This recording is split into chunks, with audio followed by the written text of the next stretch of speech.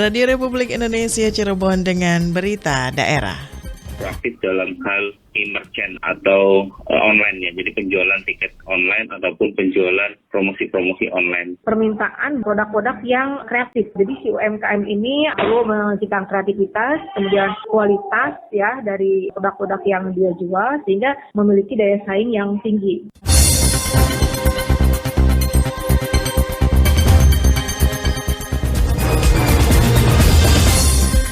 Sari berita, BPT AGS Cirebon meminta Pemkop Cirebon libatkan pelaku wisata sejarah pada setiap penyelenggaraan kegiatan. Pelaku UMKM harus bisa memanfaatkan kemajuan teknologi. Saya Lisma Julia Sari, inilah berita daerah selengkapnya.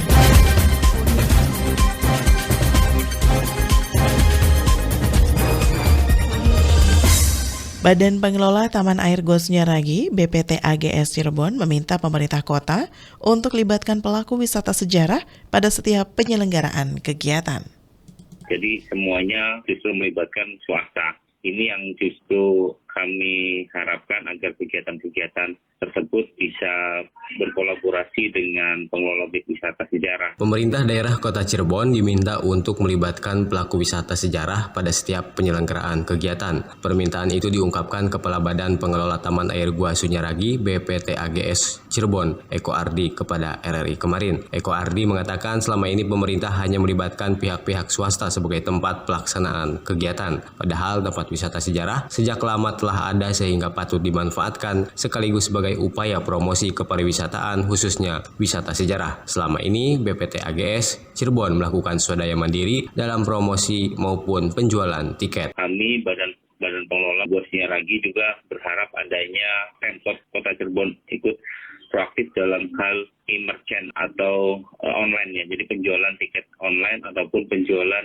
promosi-promosi online. Eko Ardi menambahkan wisata sejarah di Kota Cirebon berada pada urutan ketiga sebagai tempat wisata favorit masyarakat. Kedepan akan ada kolaborasi antara wisata kuliner, wisata belanja, dan wisata sejarah. Kolaborasi ini merupakan langkah efektif guna pemerataan kunjungan wisatawan. Lengga Ferdiansah melaporkan.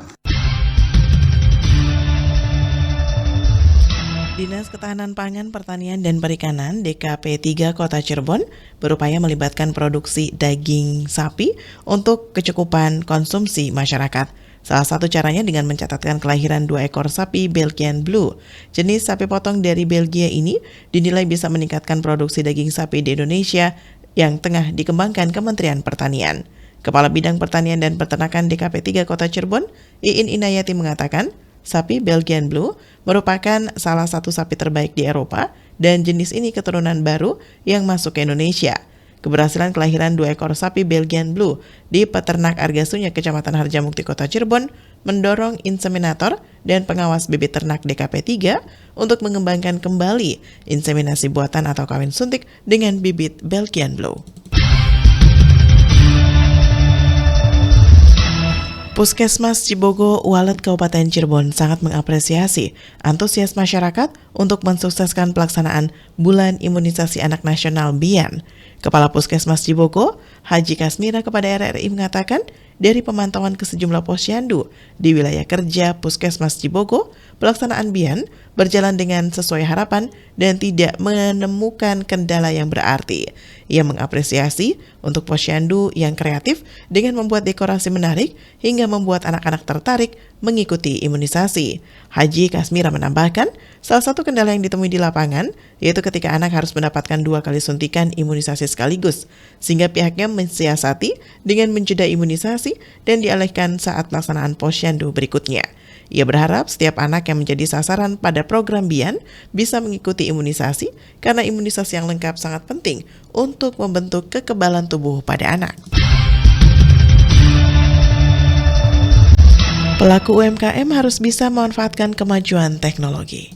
UMKM ini tantangannya luar biasa ya. Dia harus mampu meningkatkan kualitas tentunya. Kemajuan teknologi menjadi peluang bagi pelaku UMKM untuk mempromosikan dan memasarkan hasil produknya.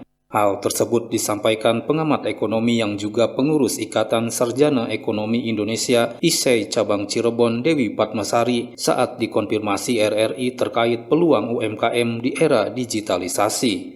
Menurutnya, para pelaku UMKM harus bisa memanfaatkan kemajuan teknologi ini karena bisa memangkas biaya transportasi dan promosi serta mampu memperluas jejaring atau network untuk memasarkan produknya. Untuk itu, para pelaku UMKM harus meningkatkan kualitas produk yang dihasilkan sehingga bisa memiliki daya saing yang tinggi. UMKM ini tantangannya luar biasa ya. Dia harus mampu meningkatkan kualitas tentunya. Nah ini kan dari digital teknologi ini nanti akan banyak permintaan produk-produk yang kreatif. Jadi si UMKM ini perlu menciptakan kreativitas, kemudian kualitas ya dari produk-produk yang dia jual sehingga memiliki daya saing yang tinggi. Dan itu untuk promosikan secara bukan hanya regional, nasional, tapi bisa internasional gitu ya. Itu tantangannya. Dewi Padmasari menambahkan, meski kemajuan teknologi ini bisa menjadi peluang, namun tidak semua pelaku UMKM sudah melek atau menguasai teknologi yang ada. Sehingga penting bagi pemerintah melalui dinas terkait untuk memberikan pelatihan-pelatihan kepada para pelaku UMKM. Alex Sunardi melaporkan.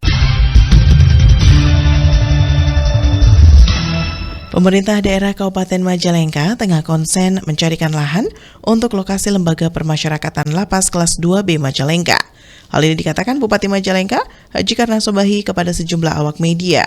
Bupati mengatakan, lokasi lahan untuk pembangunan area Lapas kelas 2B Majalengka harus memiliki area yang cukup luas sehingga bisa menampung lebih banyak warga binaan. Pihaknya akan mendapatkan terlebih dahulu dengan jajaran yang berkepentingan untuk menentukan lahan atau lokasi yang pas untuk rencana pembangunan Lapas kelas 2B Majalengka. Petugas gabungan melakukan evakuasi terhadap puluhan warga di Kabupaten Kuningan dalam sesi simulasi penanganan bencana erupsi Gunung Ciremai.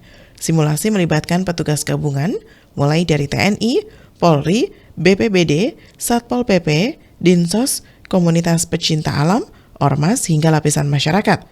Kegiatan sosialisasi dilakukan di beberapa titik seperti kawasan lereng Gunung Ciremai, pos mitigasi vulkanologi Mandirancan, dan lapangan dekat Kodim Kuningan.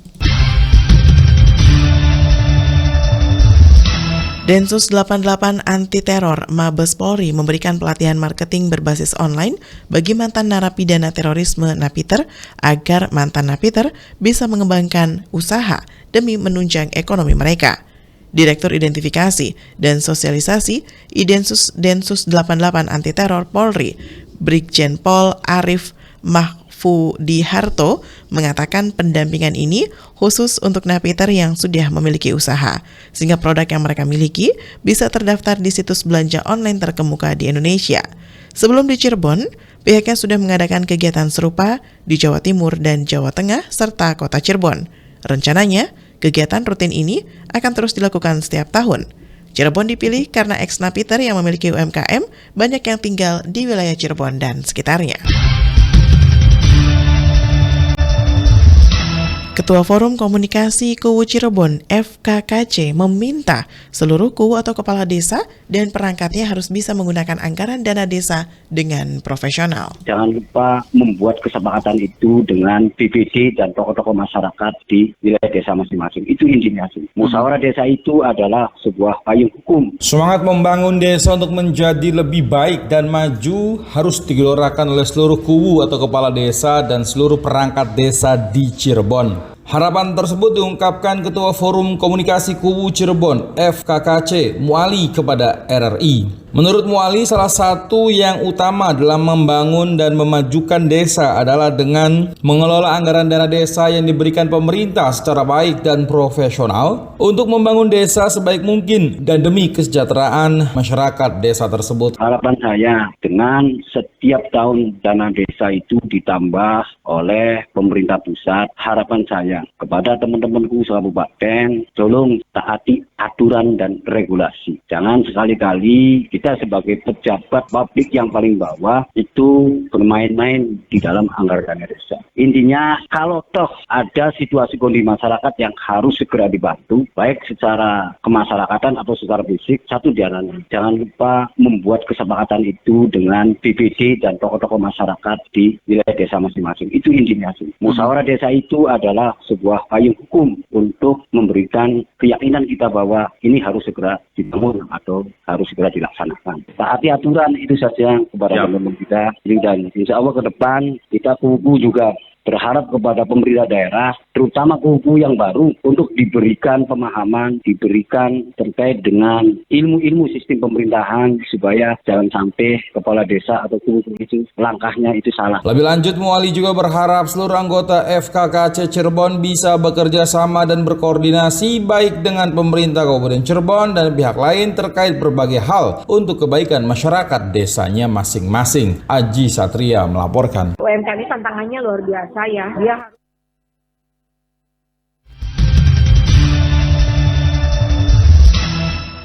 Bupati Indramayu Hajah Nina Agustina merupakan kepala daerah yang peduli terhadap senam kesegaran jasmani SKJ.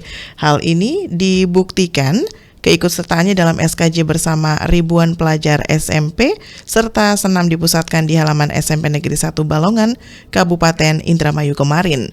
Bupati mengatakan untuk para siswa termasuk kepala sekolah dan keluarga besar SMP 1 Balongan, Igornas, para kepala dinas dan unsur Muspika Balongan sangat antusias memeriahkan launching dan memecahkan rekor muri SKJ 1 juta pelajar se-Indonesia. SKJ di sekolah-sekolah harus terus ditingkatkan kembali agar sehat bersama.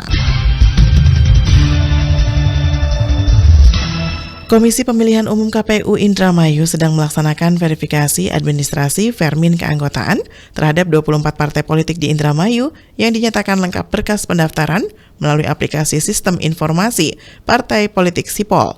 Divisi Teknis Penyelenggara KPU Indramayu, Haji Fahmi Labib, meminta parpol melalui DPP masing-masing untuk memantau hasil Vermin dan tindak lanjut hasil Vermin melalui Sipol dengan berpedoman pada KPT 259. Keanggotaan di parpol biasanya ada yang ganda, misalnya satu orang tercatat di 2 atau 3 parpol. Bila ada potensi keanggotaan ganda dan potensi keanggotaan belum, maka tidak melayani syarat akan segera ditindaklanjuti melalui Sipol. Saudara, selanjutnya kita beralih ke berita olahraga. Berita olahraga. Berita olahraga. Desa Karangsari, Kecamatan Waru, Kabupaten Cirebon kembali menggelar turnamen sepak bola wanita setelah 2 tahun vakum karena pandemi COVID-19. Panitia turnamen sepak bola Desa Karangsari, Surya Mutiara, mengatakan kepada RRI ada 12 kesebelasan dari Cirebon dan luar Cirebon yang mengikuti event kali ini, di mana dibagi dalam 3 grup di babak penyisihan. Menurutnya event ini merupakan agenda rutin yang melaksanakan Pemdes Karangsari sehingga sangat dinantikan masyarakat maupun klub-klub sepak bola wanita. Ia berharap dengan kembali digelarnya event ini, sepak bola wanita di Kabupaten Cirebon bisa lebih familiar dan dikenal oleh masyarakat luas. Ketua Umum KONI Kota Cirebon Hajahwati Musilawati mengaku optimis di ajang Pop Kota Cirebon 2022 akan lahir atlet berbakat dan berkualitas. Menurutnya, embrio atlet tangguh Kota Cirebon adalah atlet pelajar, sehingga tidak heran dari ajang Pop Kota bisa lahir atlet-atlet berkelas seperti Alvin, Pujo, Hana Pertiwi, dan juga lainnya. Sedari SD, SMP, dan SMA akan terus dipantau dan bekerja sama dengan pelatih dari setiap cabang olahraga yang ada di Kota Cirebon.